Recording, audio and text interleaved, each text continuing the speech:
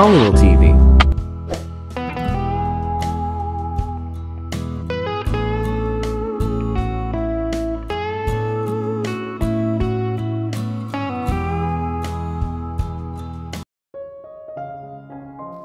Maganda ba siya? Ang tanong ni Laura na siyang bumasag sa katahimikang ilang sandali ring namagitan sa kanila. Who? Ang takang tanong ni June. Yung girlfriend mo? Nakangiti niya ang sagot, sabay pihit paharap dito. Nakamaong jeans si June na fit sa magandang hugis ng binti at hita nitong puno ng muscle. Naka-sweatshirt ito na kulay asul at litaw na litaw ang pagkamistiso. She's pretty, ang simpleng sagot nito. Tell me more about her, ang muli niyang sabi. Why? Para may mapag-usapan naman tayo. Can't we talk of your lovers instead? Wait, bakit may S yata sa dulo ng salitang lover? Does it mean something? It means plural. Lovers, marami. Tumawa siya. Am I wrong? Ang takang tanong ni June. I guess not.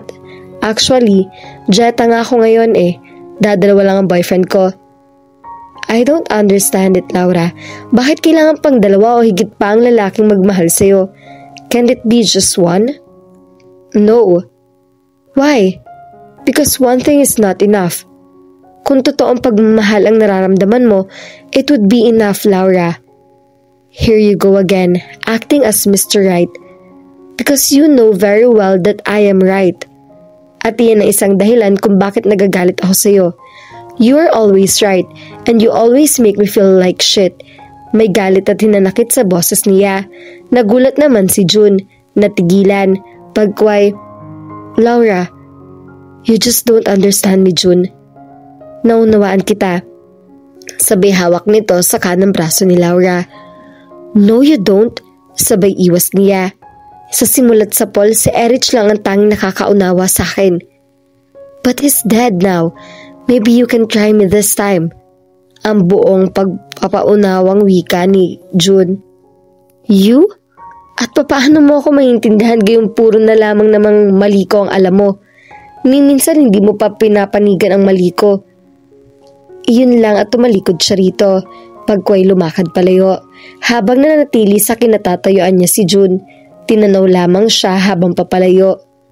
You are wrong, Laura. Ang naibulong nito sa sarili. Dahil minsan sa aking buhay, niyakap ko rin ng isang kamalian. Wika nito sa sarili.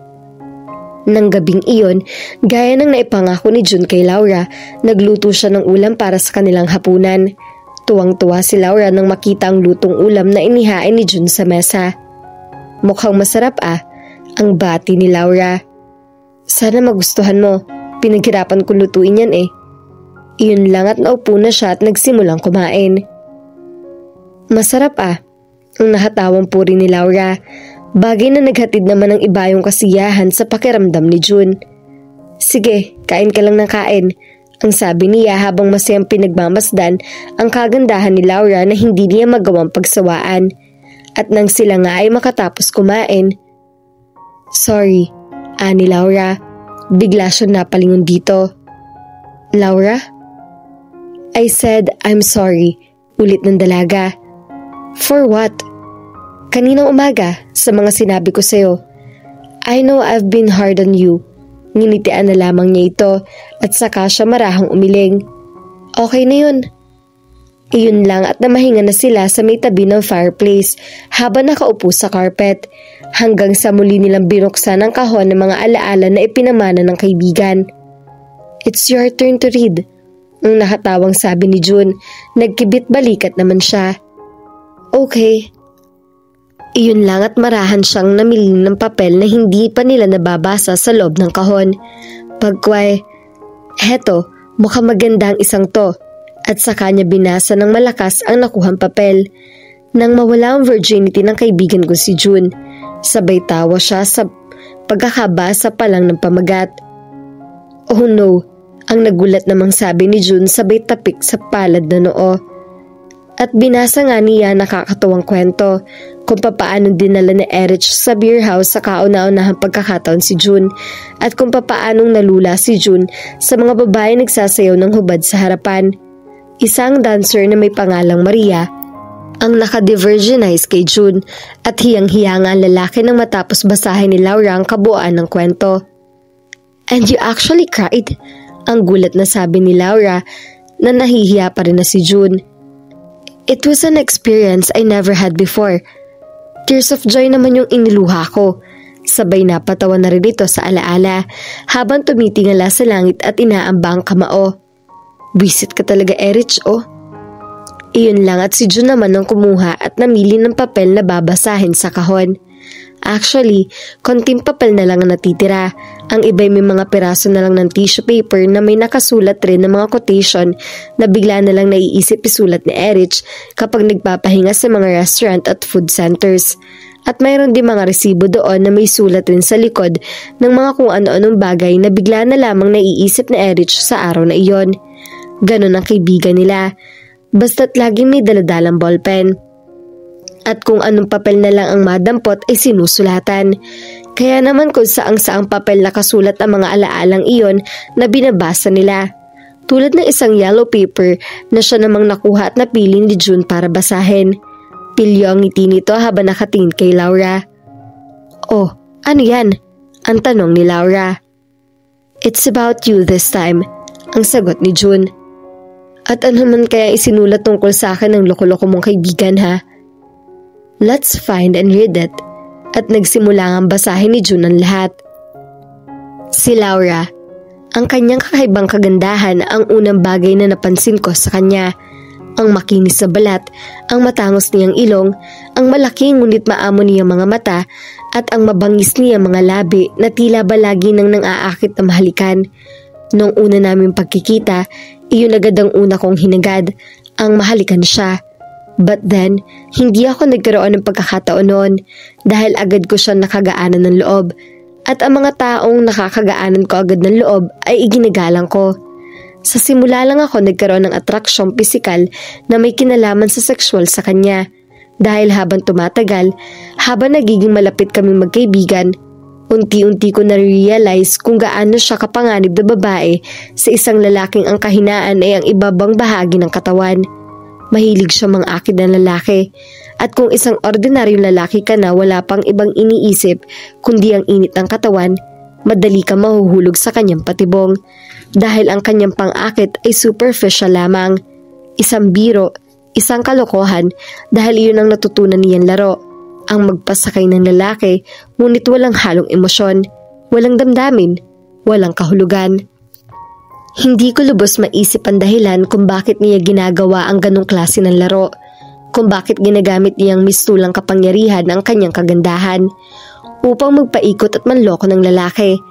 Noong unay hindi ko talaga maintindihan hanggang sa dumating ang pagkakataong lubusan ko siyang makilala. Noon ko nalaman na ginagawa niya ang ganoon upang magsilbing proteksyon sa pinangangalagaan niyang tunay na pagkatao. Dahil ang isang Laura sa loob ay isang babaeng mahina, takot at uhaw sa tunay na pagmamahal. Ginagamit niya ang kagandahan at ang pakikipaglaro sa mga lalaki bilang pader upang matakpan ang tunay niyang pagkatao, upang maiiwas niya ang sariling masaktan. Mabait si Laura, masarap kasama at kausap. Palabiro, kung may isang bagay man akong hindi malilimutan sa kanya'y ang kanyang bungis-ngis na marahil ay maihahalin tulad ko sa artistang banyaga na si Marilyn Monroe. Madaling aminin sa aking sarili na pinagpapantasyahan ko rin siyang makipasiping tulad marahil ng ibang lalaking nakakakita at nakakakilala sa kanya. Ngunit sa tuwin ay may isang bagay na pumipigil sa akin upang hangarin ang bagay na iyon. Isang bagay na noong unay hindi ko pa matiyak kung totoo nga bagamat malakas ang aking kutob dahil magaling magtago ng damdamin si Laura. Isang laro na master din niya hanggang nga sa minsan natiyak ko ang lahat ng aking akala nang maganap ang isang pangyayaring batid kong hindi ko malilimutan sa tanang buhay ko. Isang gabing iyon, inaya akong mag-inuman ni Laura sa amin. Ang sabi niya, kami lang daw dalawa at huwag nang isama si June. Total hindi naman daw iyon papayag. Sumunod na lamang ako sa suggestion niya kahit hindi ko alam ang dahilan ng paghahangad niyang maglasing. Ngunit kitang-kita ko rin sa kanyang mga mata ang desperasyon. Sa bahay kami nag-inuman. Tamang-tama na wala naman si nanay at nakipaglamay sa kapitbahay naming namatay.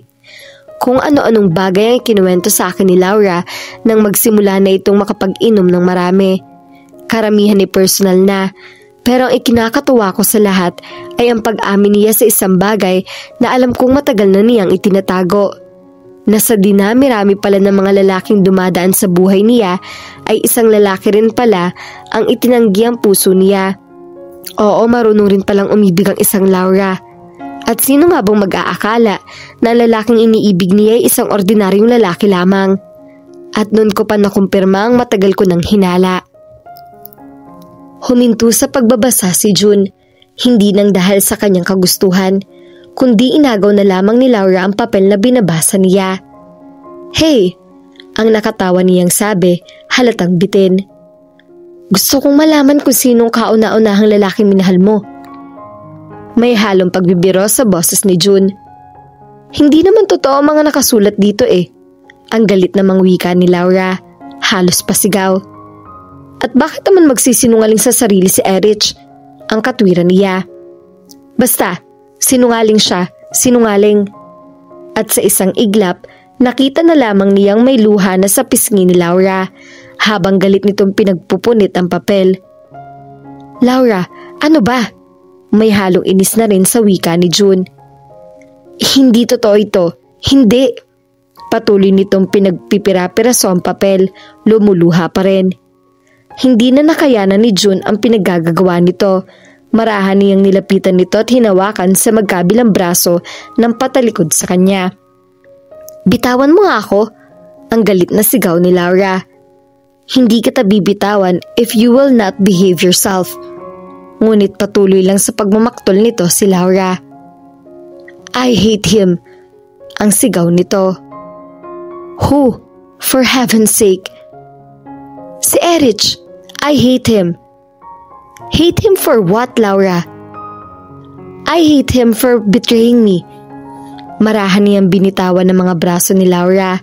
Pagkway nagtatakbo ito papasok ng silid. Habang patuloy sa pagluha, huminga na lamang siya ng malalim habang pinagmamasdan ng pira-pirasong papel sa sahig. Sino kaya ang lalaking tanging minahal no ni Laura? Ang naitanong niya sa sarili. Pero batid niyang hindi na rin malalaman pa ang kasagutan. Although somehow masaya siya sa nalaman, marunong rin palang magmahal ng totoo si Laura. Inayos na lamang niya ang natitirang papel sa kahon. Pagkway isinusi pa uli iyon hanggang sa maisipan na rin niyang pumasok sa loob ng kanyang silid. Bahagya na siyang naidlip nang biglang magising. Ang liwanag na nagmula sa biglang pagbukas ng bumbilya ang gumising sa kanya. At nagulat na lamang siya nang nasa harapan na si Laura. Nakatayo ito sa may pinto ng kanyang silid. Laura, bakit gising ka pa? Anong ginagawa mo rito? Ang tanong niya sabay upo sa higaan. Nakasando lamang siya at nakashorts na maikli. Pwede ba ako makitulog dito, June? Ang tanong nito habang yakap-yakap ang sarili. Saglit niyang pinagmasdan ang katawan nito na walang ibang saplot kundi matipis na suot na pantulog. Bakit? Ano bang problema? Ang irita niyang tanong. Natatakot ako sa kwarto ko. Natatakot? Napanaginipan ko si Erich. Hindi niya nagustuhan ang ginawa ko at ang mga sinasabi ko sa kanya kanina. Huminga na lamang siya ng malalim. Pagkway, sige, pumasok ka na dito sa loob. Salamat. Agad ngang pumasok si Laura at isinara ang pinto. Lumakad ito papalapit sa kama habang bumabangon naman siya. Saan ka pupunta? Ang tanong nito sa kanya. Diyan ka sa kama matulog, dito ako sa sahig. Ang agad niyang sagot. Sabay kuha ng kumot at unan, inilatag nita ang kumot at sahig. Malamig dyan, June. Baka sipunin ka. Nginitian na lang niya ito, isang sarkastikong ngiti. Hindi ako sisipunin, okay? Iyon lang at nahiga na sa kama si Laura. At agad naman siyang lumakad patungo sa switch ng ilaw ng, "Huwag mong papatayin ng ilaw, June." Ang biglang sabi ni Laura. Nagkamot siya ng ulo. Bakit na naman? Natatakot ako. Kasama mo naman ako ah. Kahit na.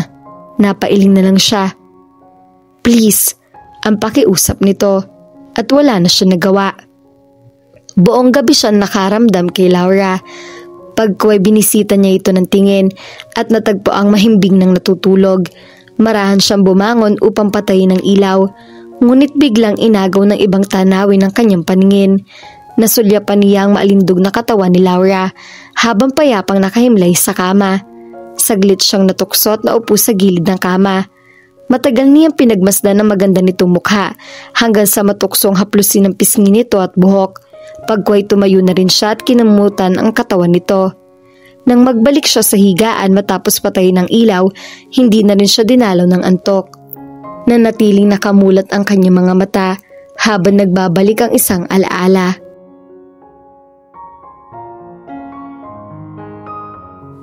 At dito na po nagtatapos ang ating kwento.